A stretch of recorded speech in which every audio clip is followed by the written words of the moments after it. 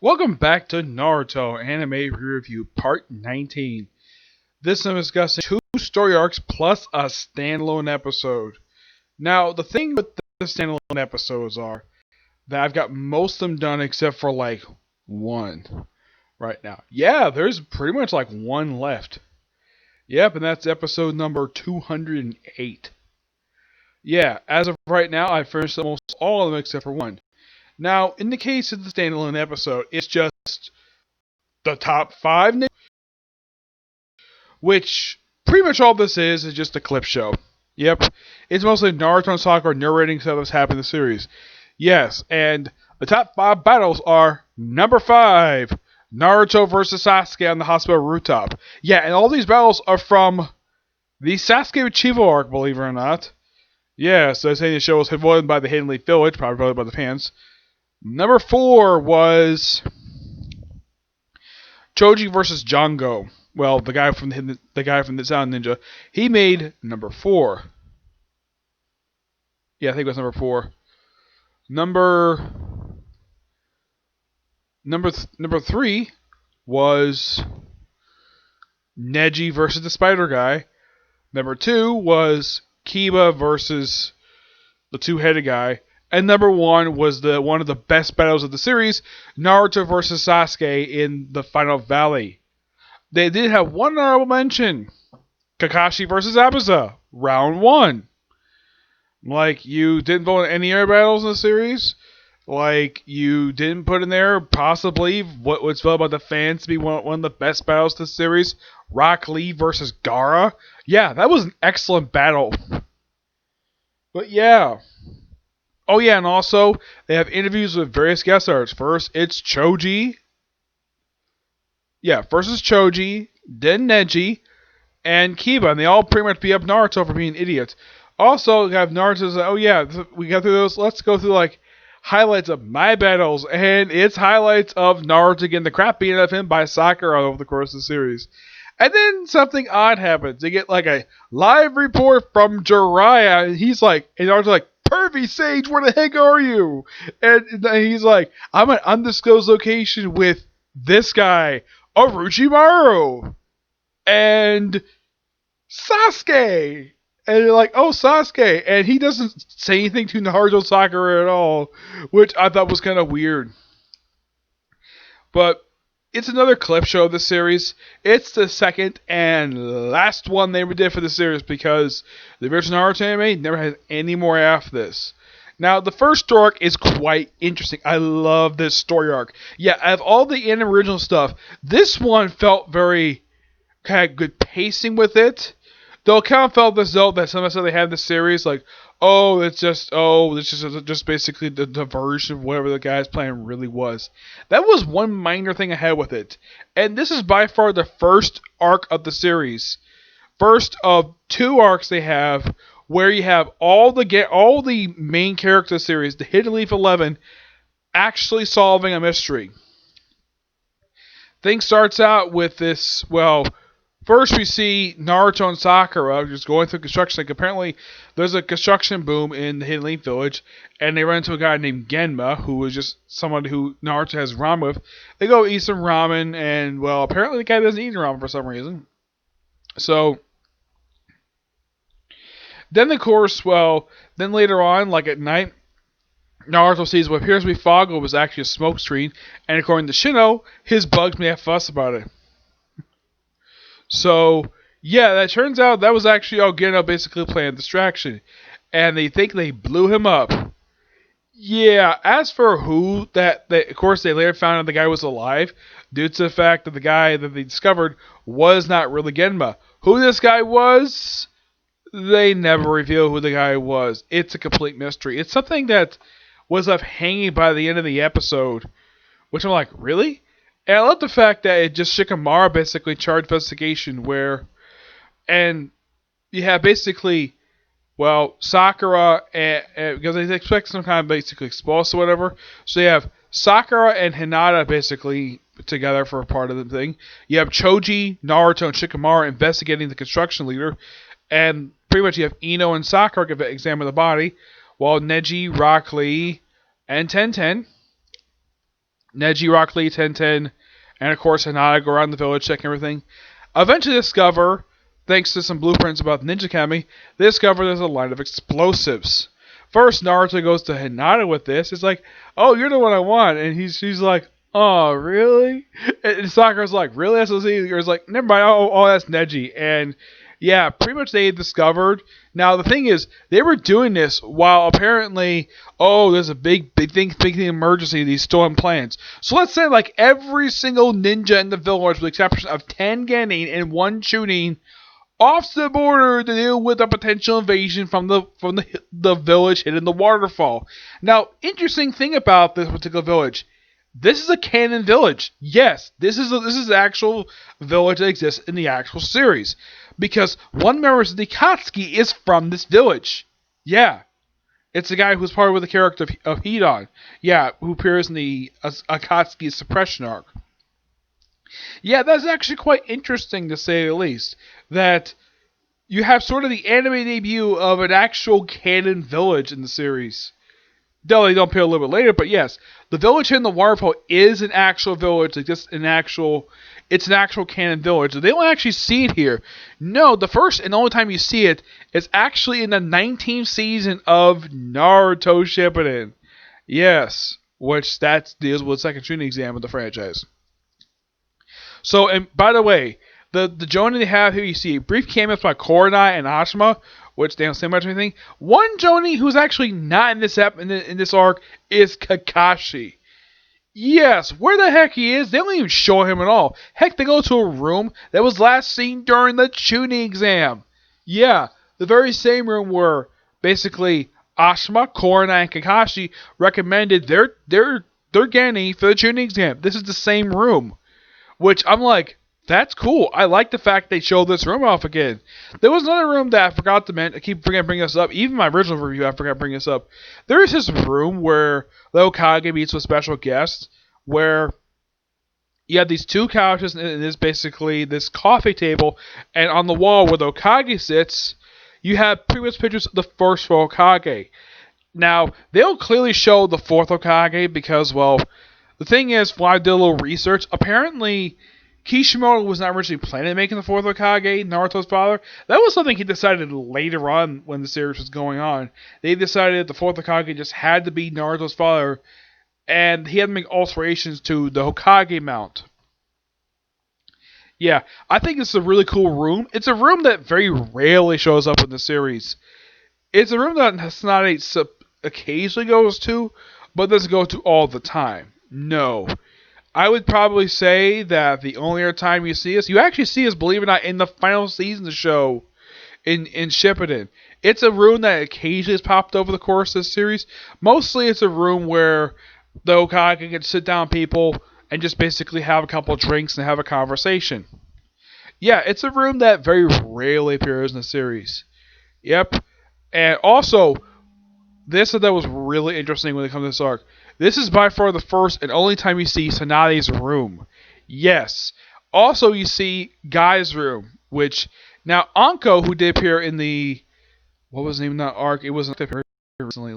Let's see, what was the name of the arc? It was the Kurama capture mission.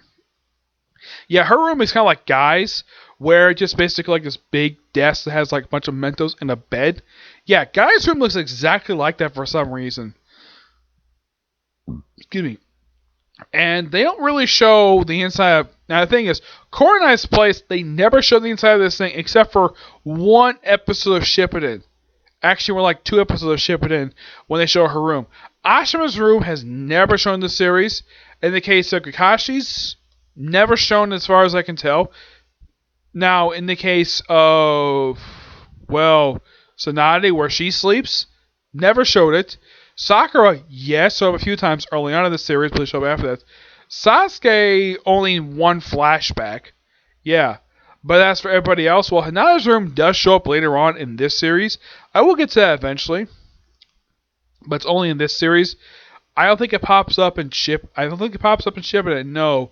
But a lot of the Genin in the series, you don't really see their rooms at all. Heck, one of the blueprints that they found when the blueprints were recovered, one of them had to be blueprints to Shikamaru's house. Now, basically, Choji would know this because he's good friends with, well, Shikamaru. And apparently the blueprints are kind of like the summoning scrolls. Yeah, when they showed what the blueprints look like, I'm like, really? They couldn't have anything interesting. They just use the same design they use for summoning scrolls. Okay, fine. And the way they recover these things is just purely at random, where a bird just happens to come by with this big bag of blueprints, and it takes Naruto using his shadow clones to cover all of them. Every single blueprint. It takes him a while. Eventually, he does recover all of them. No problem. I don't think any of them get wet, surprisingly. No, nothing I can think of. Yeah, and then eventually then we have various teams taking out the various explosives that were planted over the course of the whole village. And the teams are basically have Naruto working with Hinata, which I thought that was really cool, the fact these two work together. And the fact Naruto's trying to squeeze behind this one wall. Though apparently this one person doesn't know the fact there's actually explosives there. Let's see, I think the other teams were like, these have been unusual ones like Shino and Ten. Yes, Shino and Ten. I think it was like Rock Lee, and I think wasn't Sakura. It was like various other teams. But Naruto and Hana, that was really cool. Eventually, they do a bit of also explanation about the Okage mount. Apparently, it's a special plateau that has these certain rocks, and apparently, with Okage face, that's kind of the weakest point of the entire rock. And it turns out that the explosive that the guy planted with the village, that was just a distraction. Yep, for what he really wanted to do, destroy the Okage mount.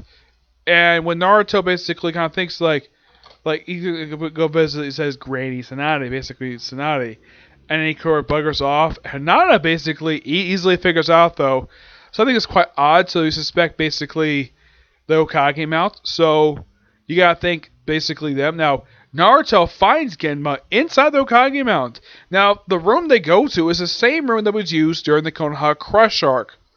Yeah, the same room where all the women and children go to hide before the Hidden Leaf Village basically planned their attack, when they planned their counterattack against the Sand and Sound Ninjas.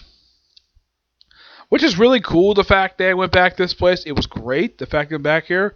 Now, I even love the fact that when they had one point when they had, like, apparently like, all these explosives inside of Third Hokage's face, Naruto protects his face like, oh yeah, let's protect the village like how Third Hokage did. This is, of course, just after Gamma's like, oh, let's use a Genjutsu to claim, oh yeah, we destroyed the thing, not really. And he said it was a bird which has explosives foot, they'll notice it later. And eventually it takes a little while, of course, thanks also to Hinata's help. He's able to take out the paper bomb that's actually inside on the bird's foot, and they pretty much save the village. Also, the elders. Yes, the elders of the village, who appeared a couple times in canon stuff in this series, pop up in this arc like, oh, we don't have any shinobi basically to get these particular paper bombs. But Tsunade's like, I happen to know a couple of lazy shinobi who I think would be happy to help out, who love to complain. And it's the elders. The same people who gave the Third Hokage advice, very bad advice, that caused the Uchiha clan massacre. Yes. Yeah, this is the reason why Naruto trusts his own advisors over the elders. Because even he realizes, though, he's not that stupid to trust these two. Because these two are terrible advisors. They suck at advising. Just because of the elders does not mean they can give him advice. Shikamaru is a better... Now, in Boruto, Shikamaru is a better advisor than these two guys are. These two. And they just happen to go to the furthest place. It's like... And of course, they just happen to find old paper bombs, which are written slightly differently than how they are currently. And it turns out the game was from the village of the Heated Devils. And it turns out that the place was destroyed by the Hidden Waterfall Village. Yeah, after they had launched a war against the Hidden Leaf Village, which Tsunade was ready to take part in that war. I'm like, okay, how many wars did she take part in? Because it was also revealed later on in a flashback in Shippuden that she took part in the Second Great Ninja War. Yeah, she took part in the second one. The Ares claimed the Third Great Ninja War was actually the second one. So she's a veteran of 2 wars. Yeah. And eventually, after everything is all saved, it's an absolute great arc, and it's well paced. Though I think the whole thing of like saying, "Oh yeah, just a distraction here," for what his real plan is. Basically, use some fireworks. He wasn't really going to plan to blow up anything. It's a great arc and great use of Hidden Leaf 11. Now, the next arc is simply put, like, apparently, it's basically a good development for Konoha. Now, in the case you're wondering about that particular arc, the Konoha capture plans, that's more of a minor development here. It's mostly developed for Naruto, which I thought was really great, the fact that it got developed for him. Excuse me. The next arc I'm missing, which is the Yakumo Kurama arc, this is mostly a character piece for Konoha and a little bit for her team, which is also another time the Naruto team is up with Hinata for an arc, though it's not really big played as it was in the last arc of the series. Yeah, it's minorly done. As a matter of fact, they don't really interact with each other very much in this arc. I mean, Naruto interacts more with Konoha. The story of this one is that Naruto comes across a girl who's a very good painter, and it turns out she's actually the daughter of a clan head of the Kurama clan. Yeah, this one, unlike in the case of the Konoha capture plans, where it's felt like there was some minor rewrites, this one felt like it has some major rewrites, because toward the end, they kind of feel as though they changed the ending. Where it appears that these people who are part of their clan, who really wanted to kill their former clan leader, the other clan leader, turns out, yeah, they never wanted to kill her. And I'm like, really? You were gun-ho basically trying to kill her in the first place, and then realized, oh yeah. I'm like, what? It feels as though toward the end of this arc, this one felt as though it had a writer change with this one. Because maybe Studio Para felt a bit nervous about this arc. Maybe didn't have much faith in it. Probably also due to the fact that it was not long after this arc, that's when the original Naruto anime ended. Because they probably knew the arc was going to end really soon. So they figured, okay, let's just basically get this arc over. It's kind of felt as this arc could have lasted for another episode. But apparently, after the Star Guard mission, they apparently had probably an edict that for this series, Emirates, that they can't have anything last more than 5 episodes. They do have one arc lasting for 3. And the next arc, the cat habits of this one, is just 4 episodes. The only reason I know that they changed because it feels as though this one guy claims to be it seems like he's the bad guy. Though for some reason, despite the fact they're part of this clan, they still have the Hidden Leaf Shinobi ninja headbands on. I'm like, really? You attack your own shinobi for internal clan reasons. Okay. Yeah. And this basically also Korra, despite the fact she got him out of development this arc, I kind of felt as though they also kind of rewrote her character. That's like, oh, claiming that, oh yeah, she was jealous. The fact she had later, like, Shino admits that she actually lied about that. Though she really also took up her role as the Jonin instructor for their team. And also, the first thing noticed about this woman, the first thing she does with her Genjutsu, apparently she used it to launch a lightning bolt at the Hokage mansion. Though the guys who are part of the firefighter actually gets a naughty way. It's like, she's like, don't get me wet, you idiots. Word on that, not me. Yep. And they're like, yes, my lady. Yeah, I thought it was so funny. And of course, Sakura basically had to draft all the paperwork. Eventually, after all the paperwork was dried up, he had to stape it all because apparently she's not good at the paperwork.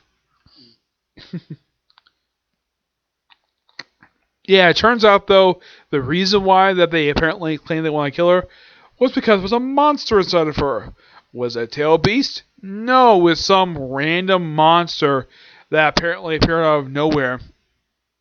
That apparently crept into her mind from a deep, dark corner of it. There apparently was a crack in it, a very small crack, and that's the creature slipped in, and kind of caused also the death of this girl's parents. I'm like, why? Yeah, and by the end, basically, Konoha proclaims after the monster's defeated that she's accomplished the final mission set by the third Hokage, which that's great. And of course, also she had to resume her role as the Jonin for Team 8, which that was really nice. One of the most weirdest things about this arc was when she used her Genjutsu to make them all believe that the Hidden Leaf village was attacked by some enemy and the place reduced to ruin. Yeah, and it was Shino who pointed out, though, to the rest of the team that it was a Genjutsu. For Naruto, he found out the leader of the clan, who Naruto like, wait, didn't you try to kill her? And he's like, no, I want to kill monsters. I'm like, what? Yeah, that's like I felt as though that this arc toward like during the second half of it felt as though it had a rewrite or they had to change the rater for some reason. Yeah, that's kind of the strange theme that comes to these anime original arcs. Is a half the time a good start to it, though they have a bit of rewrite. Though this one actually had a really good end. This one, along with the Konoha Recapture plans arc, they had good endings to it. But it feels as though they had to rewrite the villains for some reason. I'm like, yeah, there's no explain reason why it's like this for. At least in the case of True Gray Beast, despite being a weak arc, it at least felt as though the villains were in consistently for 2 episodes. This one, it sounded like halfway through we have to change the villain for no apparent reason. Also, during the Konoha Recapture plans arc, the Anbu Black Ops basically take Naruto into custody because they want to use special hypnosis, and then they disappear and they're never like they don't do anything after the second episode. Heck, the second episode is called Abo Give Up Naruto's Recollection. Yeah, which I thought was kind of dumb. The Abo Black Ops giving up. Also, the girl, she was directed by one member of the Abo Black Ops, who basically his voice actor sounds like Steve Bloom, the same one voices Zabuza and Orochimaru. Yep. But all in all, 2 great arcs. The top 5 ninja battles, the battles they chose were good. No problem with that. It's just an unnecessary episode. If you want to watch the series, this is another episode along with episode 25. You could easily just skip over and not miss anything at all. Except seeing Jiraiya interact with Orochimaru. Something he hasn't done in canon-wise since the Search for Tsunade arc, which is the only time, aside from flashbacks, these two have ever interacted with each other. Tsunade is only interacting once the entire. Well, she interacted with him also in only twice. The Search for Tsunade, her debut arc, and the 4th Ninja War arc. Yep. All in all, 2 great arcs for the series.